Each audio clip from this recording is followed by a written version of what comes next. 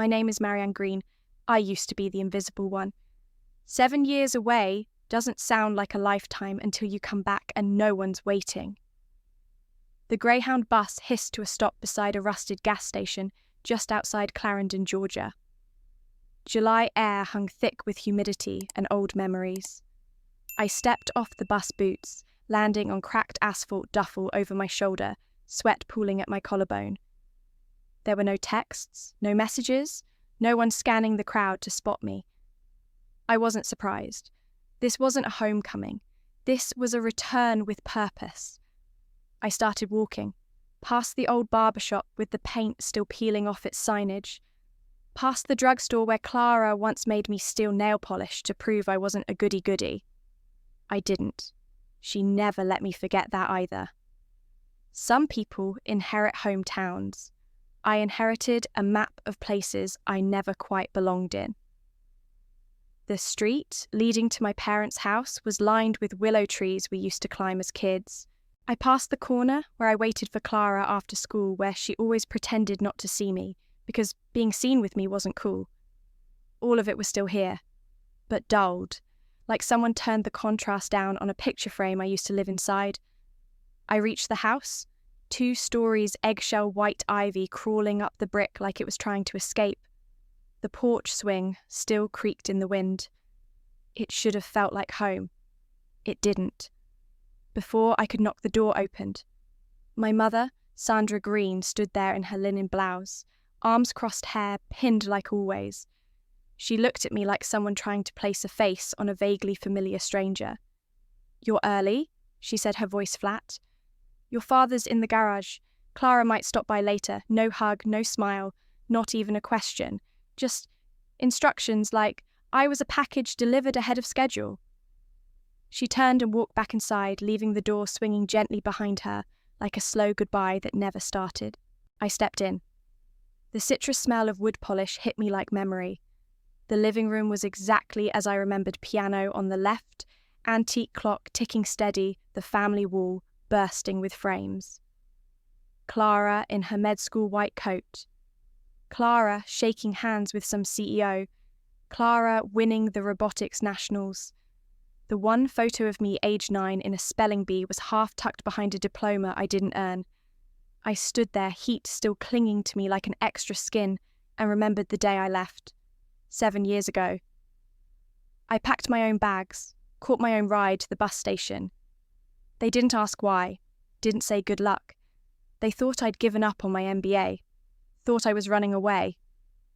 Truth was, I had already finished it early, quietly. I didn't walk the stage or announce it on Facebook. It wasn't a performance. It was a stepping stone. I had applied and been accepted into a Department of Defense program in cybersecurity engineering. Specialty, tactical AI analysis. It wasn't part of the family's approved futures list. They never asked. I never explained. Because in this house, not following the script was the same thing as failing. And failing made you disposable. I dropped my duffel on the floor and headed toward the garage. The air turned heavier with the smell of oil and cut grass. My father was hunched under the hood of a faded pickup sweat, lining the rim of his undershirt. He heard the door creak and stood wiping his hands on a rag that had seen better days. We locked eyes. His had the same pale blue that Clara inherited. The same eyes that rarely looked at me long enough to reflect anything back. "You staying long?" he asked. "Just long enough," I said. "There's something I need to do while I'm here." He gave a slow nod and turned back to the truck. "No, we missed you. No, how have you been? Just a transactional exchange like 2 neighbours trading tools." And that was it. That was the grand reunion. Back inside, I climbed the stairs to my old room. The door still had my nameplate slightly crooked. The room was a time capsule. Same twin bed, same floral curtains, same bookshelf full of YA novels I'd outgrown by the time I was 14. It smelled faintly of dust and lavender. Like silence had been living here the whole time I was gone. I opened my duffel and pulled out a folded military uniform crisply pressed. The Colonel insignia caught the afternoon light glinting gold. I ran my fingers across it. Not yet, I whispered. There'd be time for that tomorrow. Tonight, I would let this house remind me of who I wasn't, so tomorrow I could show them who I became. I walked slowly back downstairs, the floorboards still creaking in all the same places they used to, as if the house was clearing its throat each time I moved. The living room was dim now, lit only by the amber spill of a single lamp, and the fading blush of twilight through the front window. It felt more like a museum than a living space, and in many ways it was. A shrine to Clara. The walls were lined with her timeline-framed photos of her in a white coat, her stethoscope looped gracefully like a ribbon. A photo shaking hands with the governor after a state-funded research grant. Another in front of a tech conglomerate logo arm around some young CEO, both beaming like two halves of a success story the family could brag about. Each frame polished, straight and deliberately lit. It was curated perfection. I stood still, letting my eyes trace the symmetry. Everything had its place, except me. I spotted an old cabinet drawer that hadn't been opened in years. I tugged it gently, and it gave with a reluctant groan. Inside were old albums, dusty yearbooks, one of Clara's kindergarten clay handprints. At the bottom, pressed between two sheets of yellowing paper, was a photo I hadn't seen in decades. Me and Clara on the porch swing. I was holding a cereal box rocket covered in aluminum foil. My face was lit up like I believed in the stars. Clara's smile was sharper, like she already knew what was coming. That porch swing. God, we must have been 7, maybe 8. I could still hear the way I had whispered to her, full of wonder. One day we'll build a real one. Take it to the moon. You can do the math and I'll do the design. I meant it. Every cell in my little body believed it. She had laughed softly at first, and then louder, before running inside to tell Mum. Marianne thinks we can build a spaceship, she had said between giggles. She thinks she's going to be an astronaut engineer or something. Mum had chuckled without looking up from her magazine. Well, honey, some people dream big, and some people help others do the dreaming. That was it. One line, one dismissal. And like that, I became the cloud in a family of lightning bolts. I slipped the photo into my back pocket and walked slowly to the kitchen where the fridge door was cluttered with magnets from medical conferences and fundraising galas. Clara's residency acceptance letter, yellowing but proudly laminated, still hung next to a cartoon drawing of her from some charity newsletter. I looked for anything with my name on it. Anything. There wasn't even a magnet from the base I served on. Not even the Christmas card I mailed 5 years ago from Afghanistan. The silence in this house wasn't empty. It was full of things never said, acknowledgements never made, and questions never asked. I wasn't just missing from the wall, I was missing from memory. I leaned against the doorframe, remembering another night, long ago, my sophomore year of high school. I had won first place in the state coding championship. Not for some flashy app, but for building an algorithm that detected security anomalies in healthcare networks. I came home, adrenaline high, certificate still warm in my hands. But Mum had already left for Clara's piano recital. Dad was in the garage. No one noticed I skipped dinner. No one asked about the award.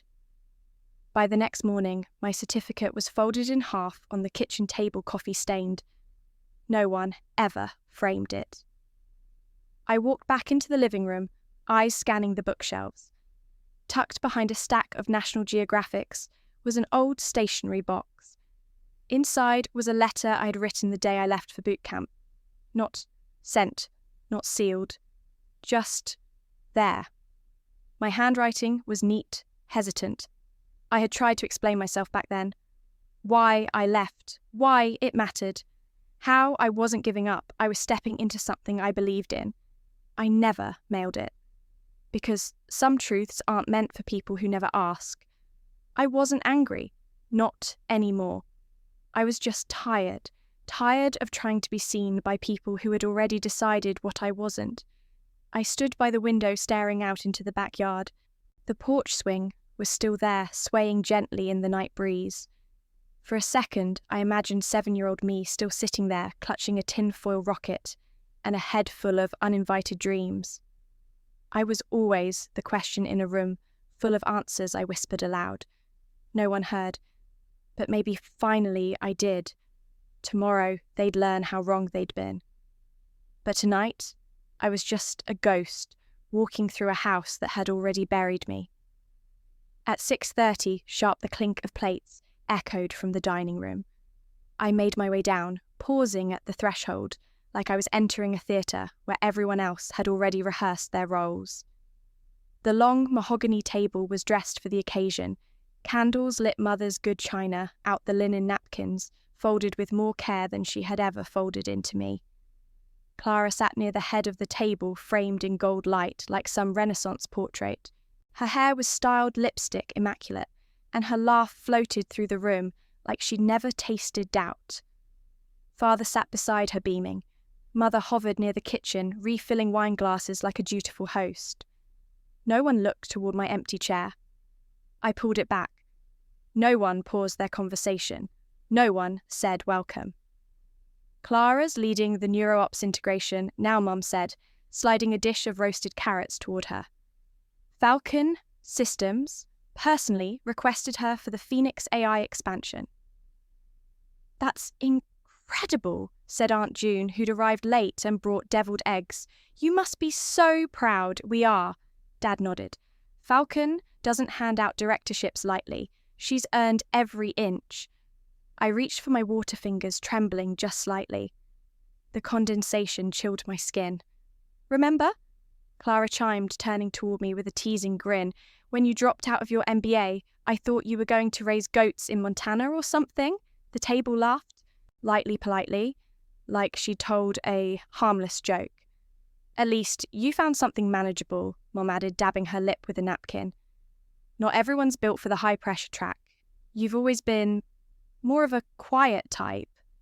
I didn't answer. I didn't flinch.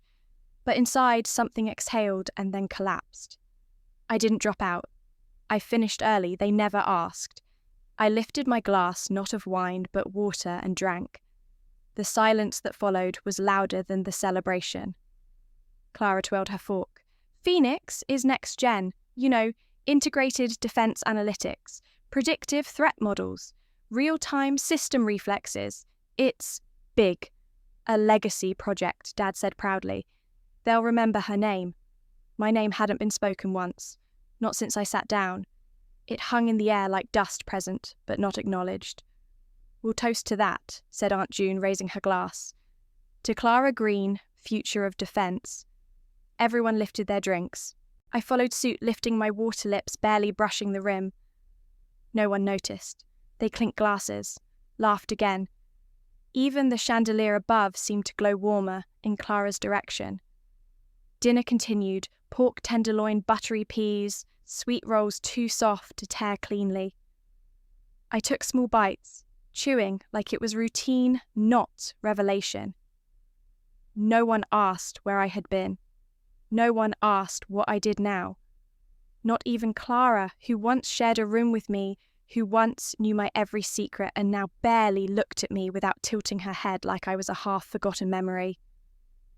We should get a new family photo, Mum said suddenly. One with Clara in her lab coat, something we can frame next to the old one. I'm not sure that's necessary, I said quietly. The words barely made it over the clatter of cutlery. Oh, come on, Clara smiled. It's tradition. We should have something to show the world. What world? I asked, this time a little louder. The one where only one of us exists? The table stilled. A single cough from Dad. Don't start, Marianne, Mum warned. This is a celebration. Let's not make it about you. I set down my fork. Calm, controlled. I'm not trying to make it about me. Then don't, Clara said. Her voice was even, but her eyes flared. No one stopped you from doing anything, Marianne. You just left. Yes, I said, and I did something with that time. but since no one ever asked, I guess it's easier to assume I went off to raise goats. Dad stood to refill his wine, avoiding my eyes. Aunt June shifted in her seat. Mum cleared her throat. Well, let's move on. Dessert, anyone? The moment passed. Like it always did. Swallowed by surface-level smiles and a family that had mastered the art of forgetting the inconvenient. I leaned back in my chair and let the rest of dinner happen without me. Just another ghost haunting a room that never noticed. Tomorrow, they'd find out what I had become, but tonight I was still the invisible one. Later that night, I lay on the same twin bed I'd grown out of by sophomore year, the ceiling fan above me ticking like an old clock that never got fixed. My eyes didn't close. Instead, they wandered along the patterns on the ceiling, the ones I used to imagine were constellations when sleep wouldn't come. And then, the memory rose, quiet and sharp. The day I left. 7 years ago, 2 weeks after quietly submitting my final MBA paper, my parents thought I'd dropped out, thought I'd spiraled run off. I let them believe it, not because I was ashamed, but because I knew the truth wouldn't change their reaction. They never asked. They never wanted to understand why someone would choose a path that didn't end in private practice or a Fortune 500 office. That morning, I'd packed my own bag. A single suitcase and my acceptance letter to the Department of Defense Cyber Ops training program folded neatly next to it. I left a note on the kitchen counter, something short, almost clinical. I've been offered a training opportunity. I'll be gone for a while. Take care. No response came. Not that day. Not the next. The silence from my family was so loud it followed me to the base. I remember the first night vividly sleeping on cold concrete, my breath fogging in the unheated barracks. One girl cried. Another cursed under her breath. I said nothing. I curled into myself, pressed my back against the wall, and reminded myself this was my choice. Each morning started at 500. We ran, we drilled. We rewired systems while half asleep and learned how to scan for threats in a heartbeat. My body ached, my hands blistered, and yet I had never felt more purposeful. Every challenge was mine to conquer, and no one could claim it was handed to me. But there were moments, small ones, where the silence crept back in. During mail call when others got care packages or crumpled notes from home, my name was rarely called. Weeks went by with nothing, until one day a single envelope arrived. Faded handwriting, pale pink ink. My heart stopped. Grandma June. She passed a year before I enlisted, but apparently she'd left this behind with a neighbour and asked them to send it if I ever disappeared from town. I opened it slowly, like it might crumble. Marianne, it began. If you're reading this, it means you've chosen the path with no map. Good. Maps only show where others have been. You've always had stars in your eyes, baby. Don't let anyone dim them. Your silence doesn't mean you're lost. It means you're watching the stars. I cried that night. Not loudly, not dramatically. Just quietly, the way I had learned to feel everything alone. I still carry that letter, folded in 4, tucked into the hidden pocket of my uniform jacket. It's the only thing I keep close, no matter where I'm stationed. The ink has smudged at the corners, the paper's yellowing, but it's more permanent than any words my parents ever gave me. They'd forgotten my birthday that year. I turned 25 in a surveillance bunker eating cold granola while Clara posted brunch selfies with hashtags like just blessed life. I didn't resent her. Not then. I just learned to detach.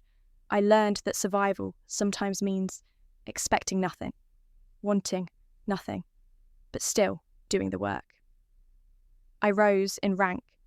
I earned every stripe through blood and logic. My cyber ops team was assigned to high-risk security simulations, then live threat response operations. My evaluations were clean. My team trusted me. The brass trusted me. I became the name on the whiteboard everyone came to when systems got breached. Yet not once did my mother call. Not once did my father write.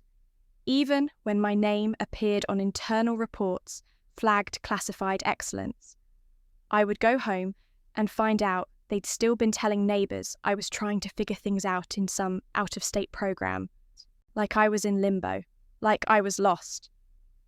But Grandma June knew better. Even in death, she knew how to reach the girl everyone else had written off. I turned over in bed, now facing the wall where my childhood drawings used to hang. They were gone, covered now by wallpaper peeling at the corners. Maybe they were taken down. Maybe they just faded. Like I did. But her words hadn't. You're watching the stars. Tomorrow I'd walk into Falcon Systems, not as a ghost, but as the Department of Defense appointed Colonel Marianne Greene led reviewer on Phoenix protocols. The same project Clara toasted over roasted carrots. I was there to evaluate the system. Not sabotage, not seek validation, but truth. And truth had always been my quiet rebellion. At breakfast the next morning, the kitchen hummed with idle chatter. Clara sat at the head of the table swirling coffee in her favourite mug, the one that read "Future is Female" in pastel script. Her hair was neatly styled. Her blazer looked designer. She had already slipped back into the rhythm of being the centre of everything, and my mother was happily playing the supporting role. You should have seen the prototype model, Clara said brightly. Falcon Systems is breaking ground on something no other firm in the Southeast has managed real-time AI threat interpretation. We call it Phoenix. My father grunted in vague approval, shoveling eggs onto his plate. Mum leaned in her voice, syrupy with pride. And you're co-leading that, right? With that woman, what's her name again? Lorna Avery? Clara replied. She's lead systems architect. I manage the integration and internal simulations. She glanced toward me briefly. Military clearance level work? But I guess Marianne's used to simpler stuff now. Base drills and logistics reports, right? She smiled like she hadn't just thrown a casual knife across the table. I took a sip of orange juice. Let the silence speak for me. My mother chuckled. At least it's stable. Right. Something manageable. Manageable. That was the word she always used when she didn't understand something I chose. Manageable like quiet jobs. Manageable like not asking questions. Manageable like daughters who follow Clara's script. They never asked what I did.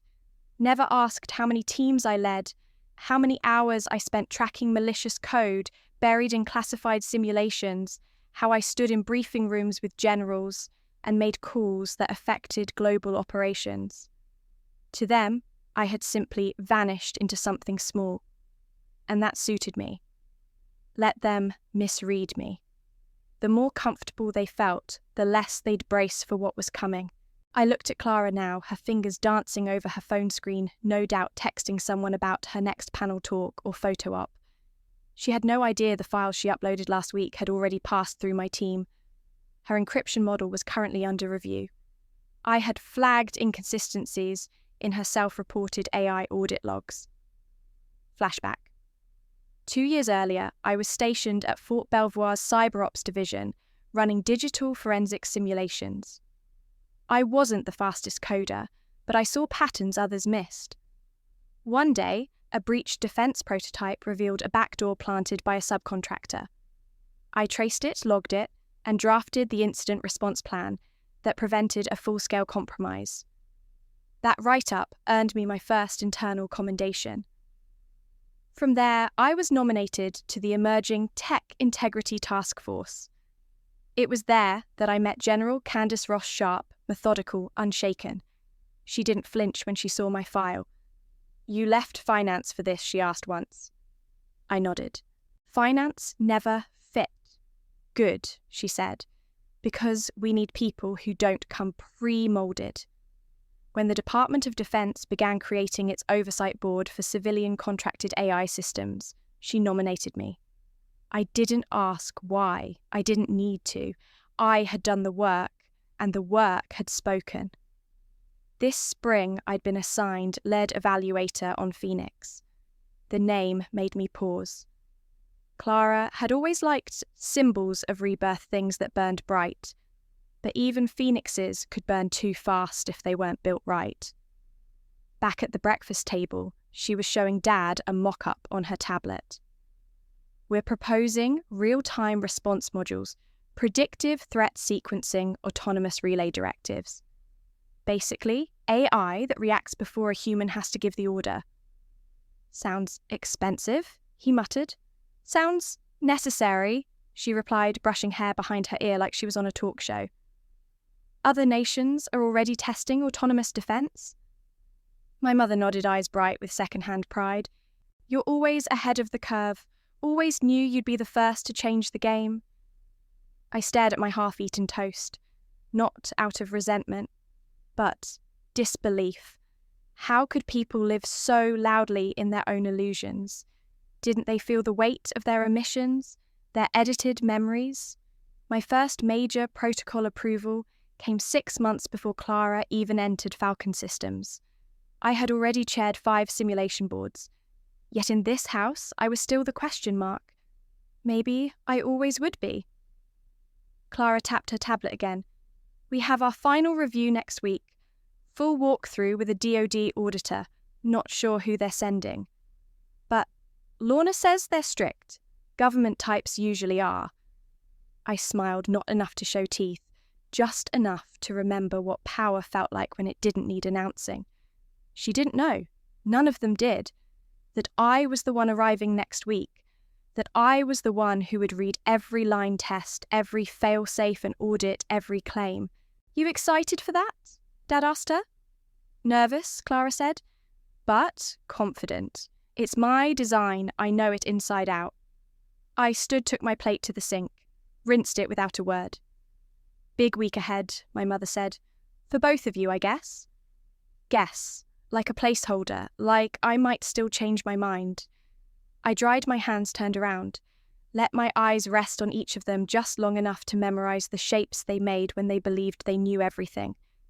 And I thought, let them underestimate me. It makes the truth louder when it arrives. The next morning, I walked into Falcon Systems' sleek glass lobby in full uniform. The Department of Defense insignia on my chest felt heavier than gold.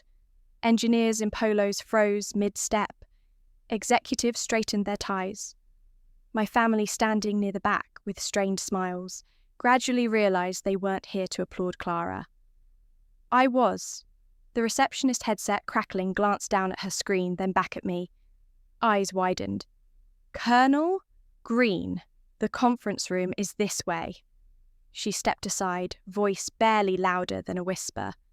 My family shifted, and I noticed my father's jaw tighten, Mum's lips pressed until pale.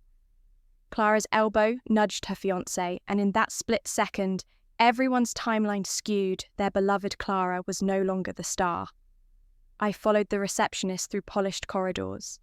My boots made deliberate thuds, a reminder every footstep mattered. Pictures of drones and AI code modules lined the walls, but those images were just decoration. Today, I represented substance. At the entrance to the grand conference room, a space capable of seating 50 Falcon's CEO, Lorna Avery, stood greeting arrivals. Tall, white-haired eyes like steel. She fixed her gaze on me and held out her hand. Colonel Greene, thank you for joining us today. We're honoured. Her tone was crisp professional, but her eyes spoke genuine respect. Exactly the difference my presence would make. I nodded, returning the handshake. Thank you, Ms. Avery. I appreciate the invitation. Clara, moments ago so polished, stammered as I passed her. You're the DoD representative. The question stung. She'd been rehearsing for this day. Now the spotlight shifted. I gave her a soft smile. Inspector Clara. She swallowed. Her fiancé cleared his throat, offering a mock supportive smile. Mum's hand covered his. Dad's expression schooled back to neutral. They were caught between pride and confusion. I took the seat at the head of the table opposite Clara, between Lorna and the chief systems engineer. The room had hushed. Not with fear, but recognition. The colonel had arrived, and Colonel Greene wasn't some distant rumour. It was me, clear and present. Lorna stood and began the meeting with dignity. Thank you all for coming. Today's review is critical. $1.3 billion invested in Phoenix. Colonel Greene will lead the evaluation. She paused, looked at me. Your team has reviewed the preliminary test logs. We're ready for your questions. The silence bristled with expectation. I opened my folder, arranged my notes with precision, then looked up. My voice was calm, firm.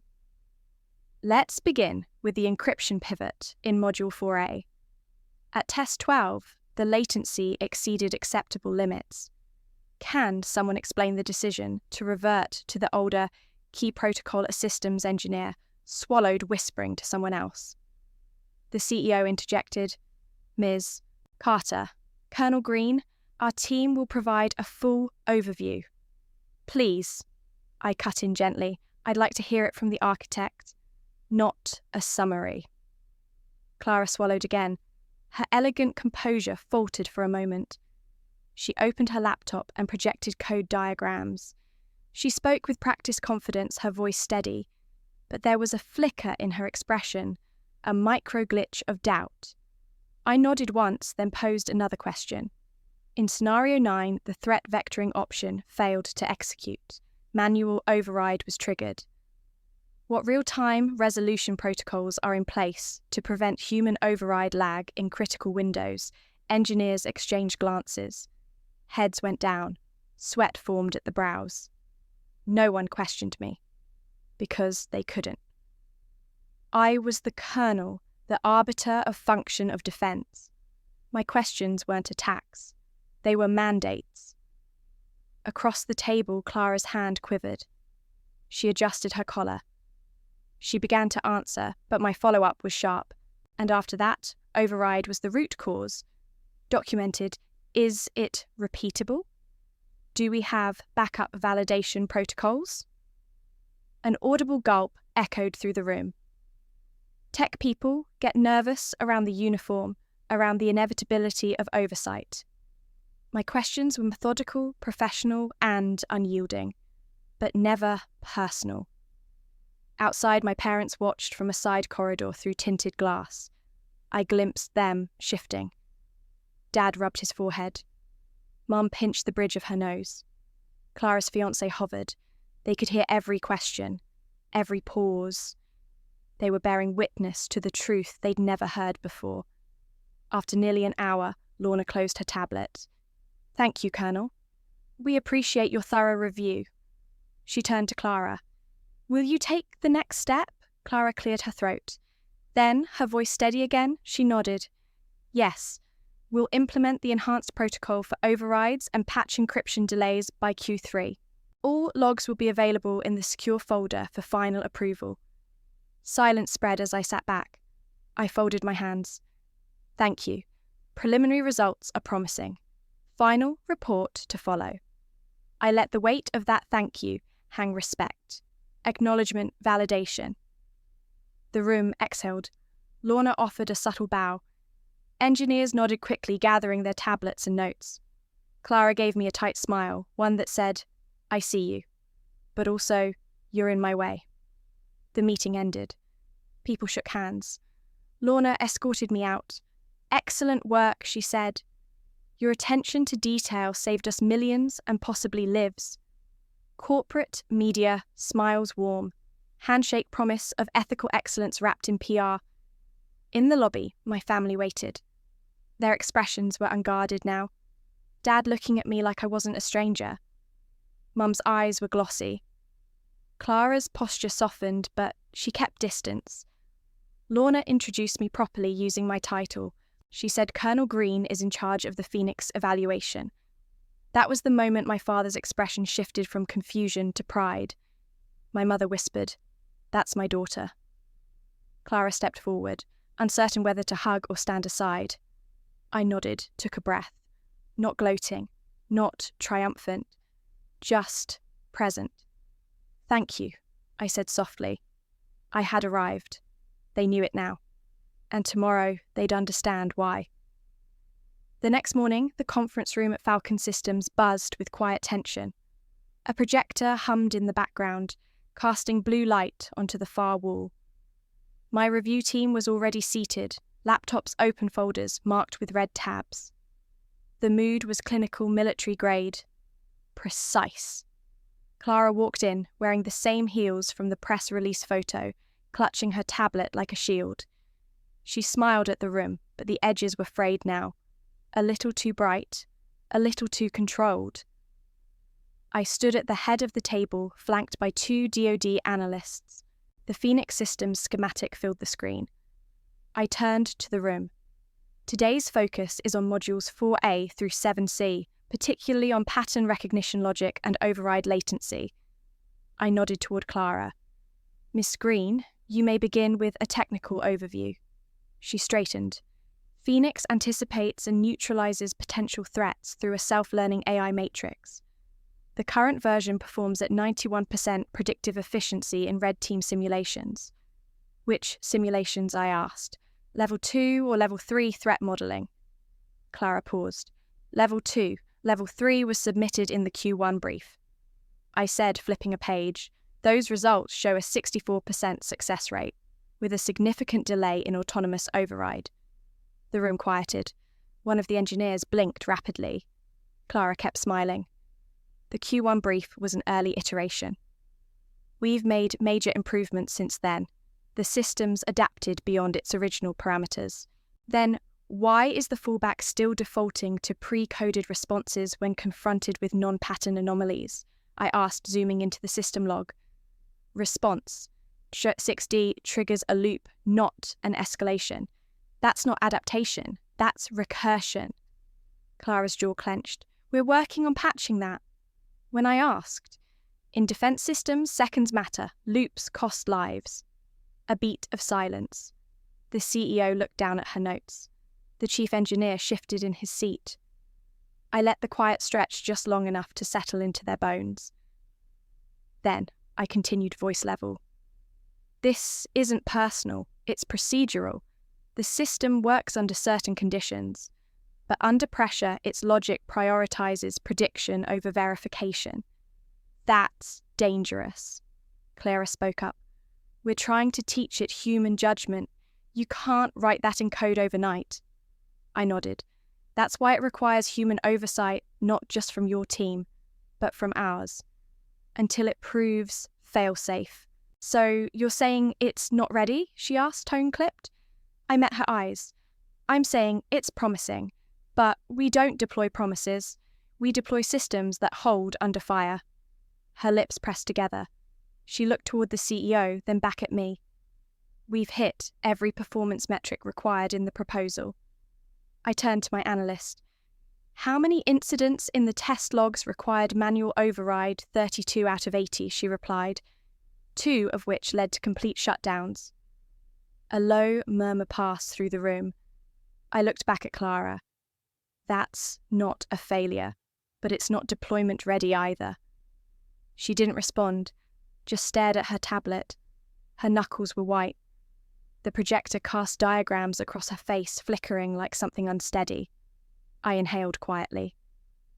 This isn't revenge. This is responsibility. If I softened, people could get hurt. If I blinked, corners would be cut. And I knew what it felt like to be ignored. I wouldn't do that to others, especially not in silence. Phoenix will go through a second-tier audit, I continued. We'll partner with Falcon to refine the override logic enhance anomaly training and revalidate performance under dynamic stress tests, which means we can't submit it to DoD deployment this quarter, Clara said flatly. It means we'll submit something safer next quarter, I replied. Your work is valuable, but it's not finished. Her face didn't move, but I saw it in her shoulders, the slow slump of reality. The project she'd polished for years would be rerouted, slowed down, because of me, because I'd seen something they didn't think I could. The CEO nodded thoughtfully. We appreciate the insight, Colonel Greene. It's rare to get such a thorough technical critique without posturing. It's not about posture, I said. It's about prevention. The meeting adjourned with firm handshakes. Some execs avoided eye contact. Others offered tight smiles. My job wasn't to make them comfortable. My job was to hold the line. Clara didn't say goodbye. She walked out the side door heels, tapping with just a bit too much force. But I stayed behind packing my folders, organising my notes. I wasn't angry. I wasn't bitter. I was focused. Because this was never about winning some family war. This was about showing up where it mattered. And doing what they never expected me to do, stay the course and tell the truth. After the meeting broke, I excused myself before anyone could congratulate me, before praise could dilute the moment.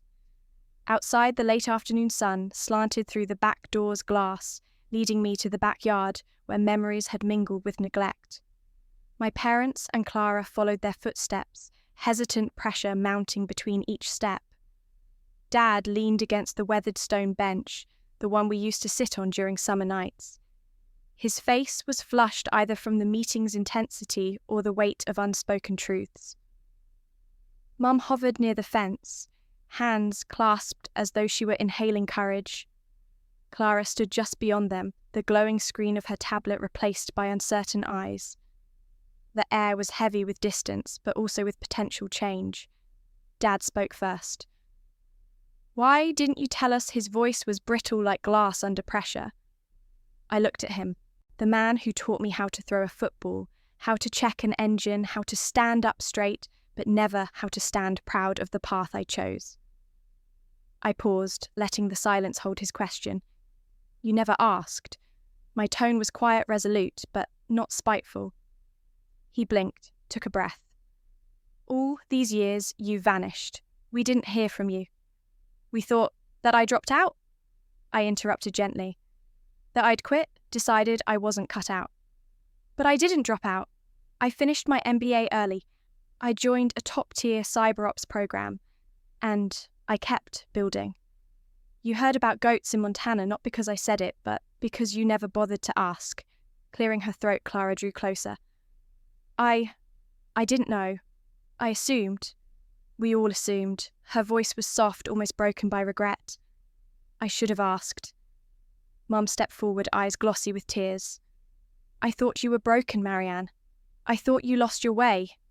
"It wasn't loss," I said. "It was direction. It was purpose designed without your scripts." I retrieved the folded letter from my jacket pocket, the one from Grandma June. I held it out to Mum. "Read this." She took it with shaking fingers and unfolded the soft paper. The afternoon light illuminated her face as she read, "Your silence doesn't mean you're lost. It means you're watching the stars." She looked up slowly. I didn't know she believed in me that much. Dad rubbed his forehead, voice thick.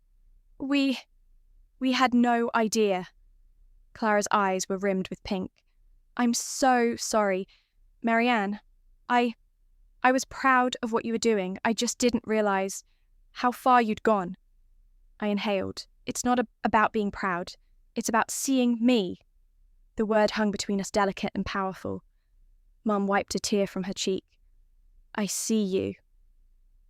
Dad exhaled the sound, like weights falling. He stepped forward and placed his hand softly on my shoulder. "I'm proud, Marianne. That's my daughter." Clara hesitated, then approached, setting her tablet aside. "Marianne, I want to help. I want to understand what we didn't see." I nodded, holding her gaze. "Then listen. Not because I need your understanding, but because I want us to be different moving forward." She took a tentative step closer. "So, what now?" I allowed myself a small, steady smile. "Now, we walk separate paths with the same purpose. We come to each other with honesty. We speak before assumptions fill the void." Mum reached for my hand, warmth radiating through our contact. Dad came closer. Clara closed the circle. Under the ancient oak's spreading branches, we stood a family reshaped, not erased. The sun dropped lower, casting long shadows across the lawn, but giving light enough for new beginnings. I didn't need forgiveness. I needed recognition. And tonight, I got both. Not because I demanded it, but because I stood still long enough to be seen. No fireworks, no celebrations, just a quiet reckoning and the promise of something more real, more honest, rooted in who I am not, who they wanted me to be. A week later, I found myself back in Washington, D.C., the city's pulse, a steady hum of ambition and unfinished conversations. I stood by my apartment window, watching the Potomac's currents reflect the skyline. It felt like the world was moving forward, and I was finally moving with it, not behind it. I set my uniform coat on the bedroom chair and settled into the quiet. No accolades hung on the walls, just clean lines and open space. It wasn't a shrine to who I'd become. It was an invitation to who I still could grow into. My laptop pinged, and I saw an email I hadn't expected, invitation to commencement address, West Point class of 2026. The subject alone rattled my chest.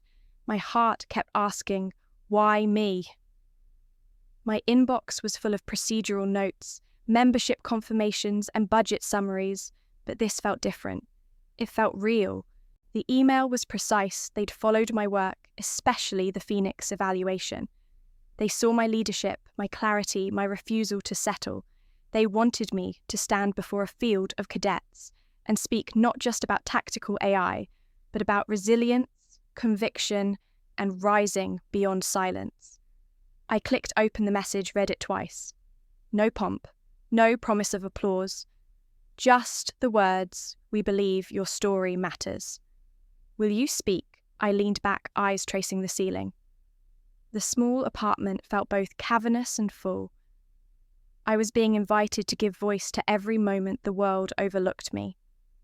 That afternoon, a knock. I opened the door to General Candace Ross, her posture, the same blend of ease and precision that had first impressed me. I stepped aside wordlessly. "Congratulations," she said, stepping in. "West Point asked for your speech draft yesterday." She folded one of her gloved hands around a leather-bound folder. "What does that feel like?" I closed the door, motioning toward the living area. My uniform hung on the closet door. "It feels like recognition from a place that knows what substance means." I touched its shoulder insignia, from where recognition isn't given lightly. General Ross nodded. "She always saw you as more than what you'd been labelled." Once we were seated, she slid the folder across. "Duke wants you to speak about integrity and unseen strength. But forget Duke for a second. What do you want to say?" I stared at the notebook in front of me. Rough draft first page.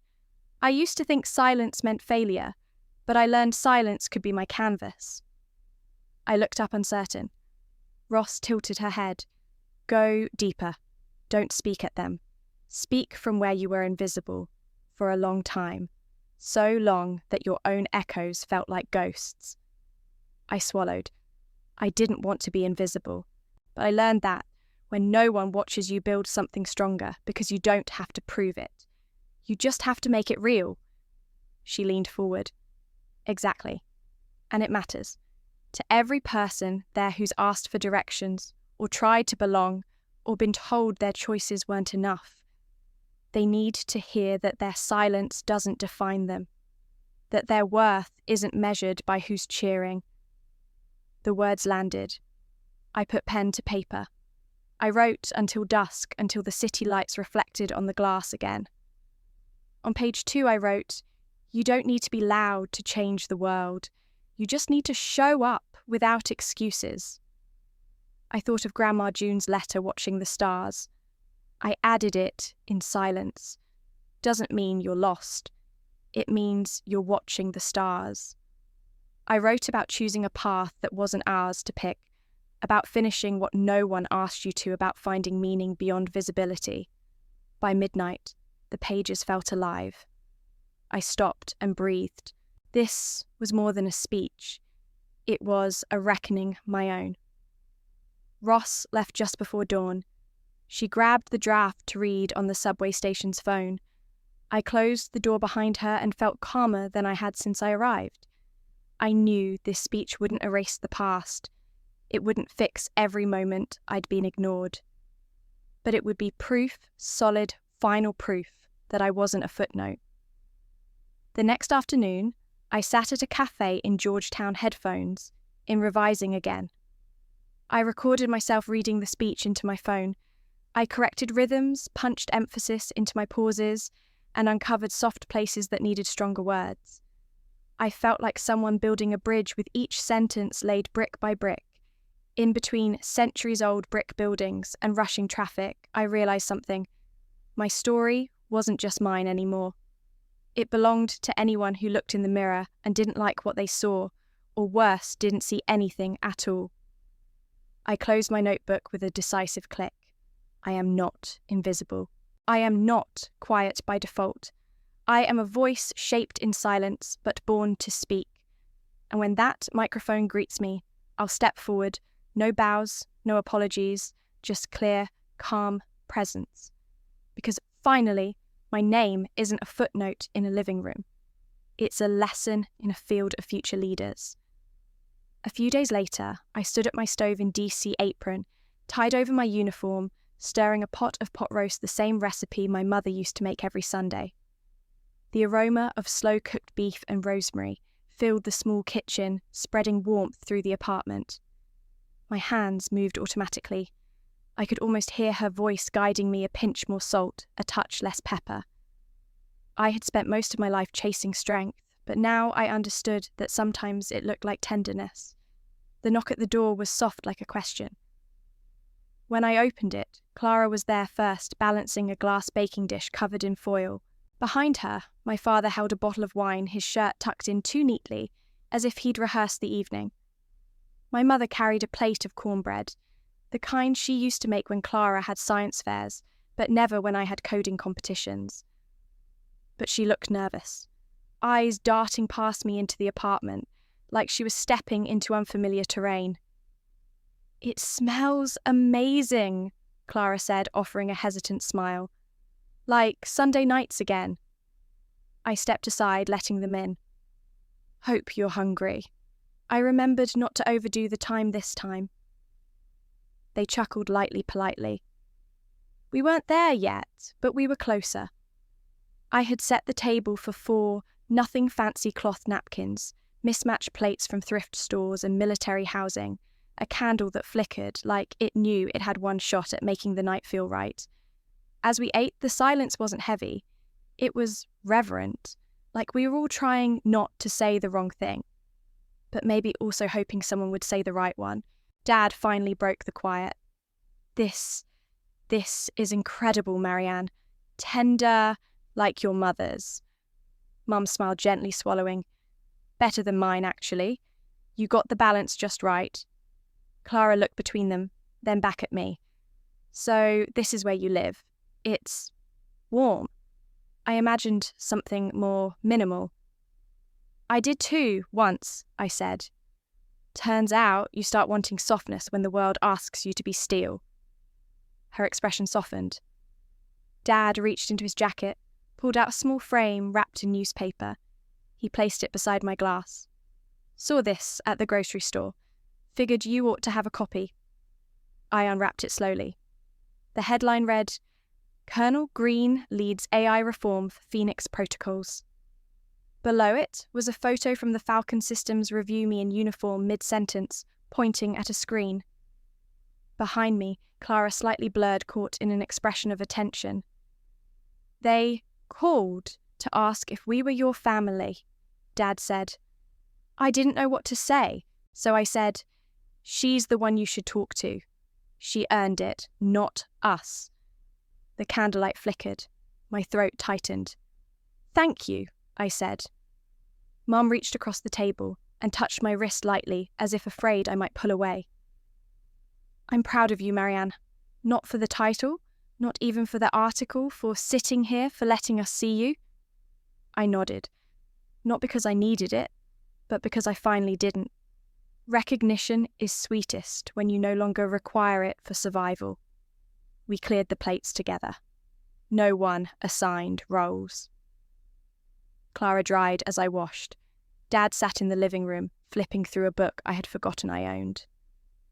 Mom wandered through the apartment, slowly studying the photos, the shelves, the order I'd created. She stopped in front of a corkboard pinned with snapshots from training camps, post-it notes in military shorthand, a faded letter folded into a heart. "Is this from your grandmother?" she asked. "Yeah," I said. "It followed me through every base, every empty bunk, every silence." Mum blinked, nodded slowly. She saw things we didn't. I didn't argue. The truth didn't need my defense tonight. When they left, Clara lingered. Her eyes met mine at the threshold. "I used to think you disappeared," she said, "but you were building something invisible to us, until it became undeniable." I smiled. Some things only grow in silence. Doesn't mean they weren't growing. She hugged me. No drama. Just arms around arms. Shared blood. A little less distance. As I watched them walk away under the street lamp's soft glow, I realized something rare had happened. Not a victory over anyone. Just a homecoming to myself. The table was cleared. The candle burned low. But something warm had been served and stayed. Later that night, fatigue tugged at me body and soul, both heavy in a way that only days of quiet reckoning could feel. I retreated to my study, a small room that held the uniform, the framed article, and one particularly delicate object, a pale blue envelope with my name scrawled in teenage loops. It was tucked in the back of a drawer, almost forgotten. My fingers closed around it. Inside was a letter I wrote when I was 17, shortly after being skipped for the high school scholarship. The letter, unsigned, wasn't addressed to anyone, but carried the weight of my own grief. And tonight, I needed to read it again. I unfolded the paper, the creases cracking like old paint. The ink was faded a soft blue that had once been bold. I feel like I'm made from the wrong pieces. I'm too quiet, too smart, too odd. Nobody sees me. I belong in the spaces where no one else fits. I wish I could be someone else, or just be seen. My throat tightened. I remembered that girl, hopeful, wounded, carrying her difference like a scar. Tears slid down my cheeks as I realized that even then I'd known the truth, but had no one to mirror it back. I traced the words, finger over confession. This was the rawest version of my voice before MBA, before cyber ops, before Colonel. Back when being unseen felt permanent. I sank into my chair and pulled out my journal. I drew 3 lines, then began to write. To my 17-year-old self. You weren't wrong. You were just early. The world wasn't ready for the voice you carried. The questions you asked, the lengths you saw ahead. But you were right all along. That longing, that discomfort, those were your signposts. I'm so proud of you. Every algorithm you debugged, every line of code you mapped, every early morning, every silent heartbreak it led you here. You built a life no one expected. You built me. I see you. I hear you. I believe in you. I paused, pen hovering. The pen felt heavier now, saturated with adult knowing. I closed the letter with care. My phone buzzed an early draft of the West Point speech waiting for the morning. But first, I had something more urgent to resolve. I moved to my fireplace, an old cast-iron hearth that rarely got used. I placed the teenage letter on a ceramic dish. I struck a match, held it to the edge. The flame curled into the corner of the paper. I watched as blue ink bubbled and blackened flame devoured confession and pain. I breathed in the scent of paper and resolution. When it was ash, I blew it out, then picked up the envelope, the shell remains, and placed it in a keepsake box. A reminder that the pain no longer defined me, but it wasn't erased. I had reclaimed it. I sank to the floor legs folding beneath me and pressed the empty envelope to my chest. You carried me here, I whispered into the shadows.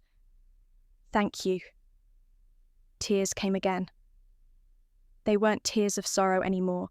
They were tears of relief, of coming home, of the long arc bending toward recognition. I rose and retrieved the current draft of my speech. I opened to a page I'd scribbled earlier.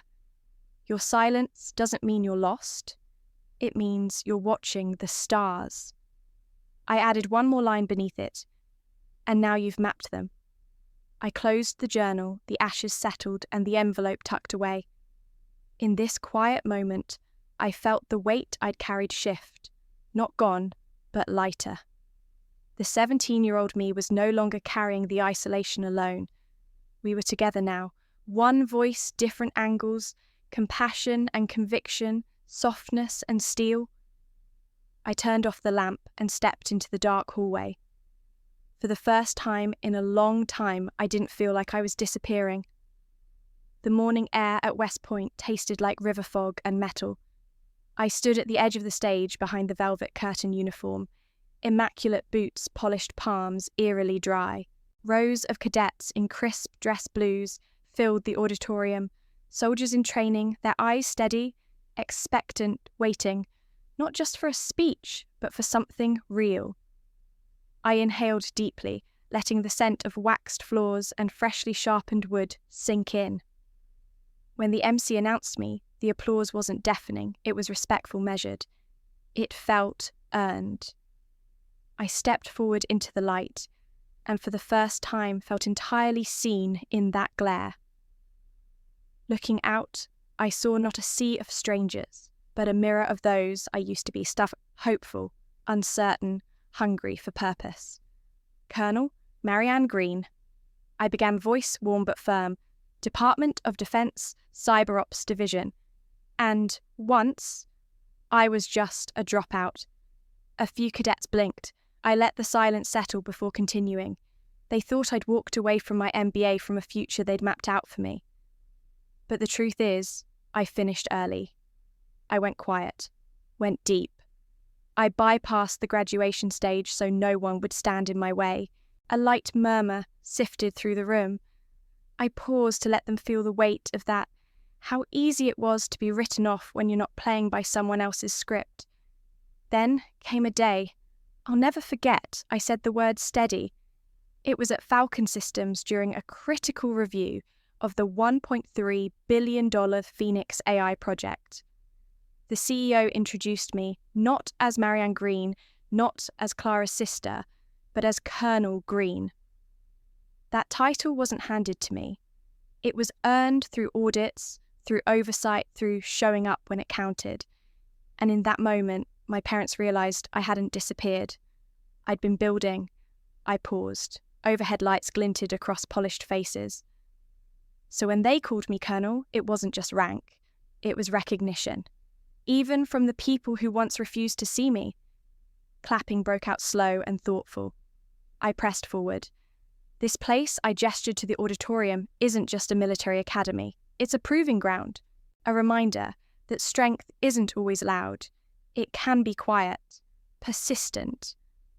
Steel wrapped in silence. You don't always need applause. You need integrity. You need tenacity. You need to stay when no one's watching. My voice softened. I talk to people all the time who tell me they feel unseen, unheard. That life they planned fell apart and now they don't know who they'll get to be. I tell them your silence isn't your end. It's your observatory. It's where you recalibrate, collect data, test your theories. And one day, you step back into light. Not because they asked, but because you're ready. I closed my speech by revisiting the words Grandma June wrote. Your silence doesn't mean you're lost. It means you're watching the stars. I paused at the lectern. Cadets, I'm here to tell you now you can map them. Keep charting, keep standing, keep writing the story you believe in. The room erupted in applause, thunderous, heartfelt. I stepped down from the stage and met cadets at the edge. One young woman in the front row, barely 20 eyes wide, approached. Nervous, she spoke clearly. Colonel Greene? Sorry, Mum. Your story made me stay.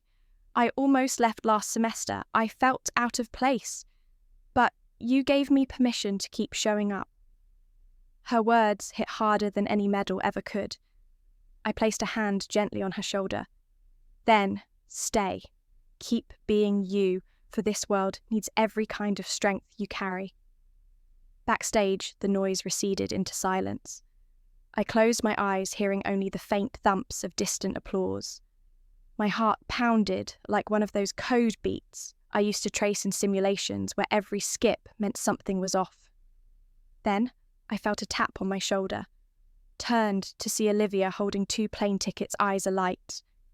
"You always said we'd travel someday," she whispered. "Here's someday.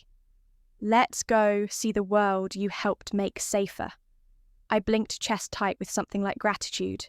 I took the tickets with a soft laugh, tinged with tears. Let's. Later that evening, I found myself on a quiet balcony overlooking the Hudson River boots, off uniform replaced by a simple coat. I held a cup of coffee, the city lights mirrored in its dark surface. Below, the water glowed with moonlight and the distant hum of traffic. I thought about Grandma June, about the letter I burned the ashes scattered in my fireplace, about that secret teenage confession and all the years I carried its weight and then laid it down, about a cadet who stayed because someone respected her truth, about plane tickets offered not for duty but for choice. I didn't need a perfect ending. I had something far better: an open page. The story didn't close with applause medals or foreign titles. It ended, for now, with courage, connection, and a quiet, resolute voice. I whispered to the night breeze, "We're still watching the stars." Behind me, the city pulsed. Ahead, the tickets waited. Around me were cadets, grand traditions, and a legacy that wouldn't fit on any plaque. A meaningful life doesn't need a finish line. It needs a pen. And the courage to keep writing, especially when the world tells you your chapter doesn't matter. When you keep writing anyway, that's when you start something that outlives you. I tucked the tickets into my coat pocket, turned inside, and joined Olivia by the elevator. We exchanged a look, equal parts tired, hopeful, alive. No curtain call awaited, no final bow. Just 2 women stepping into a plane ready to keep the story going.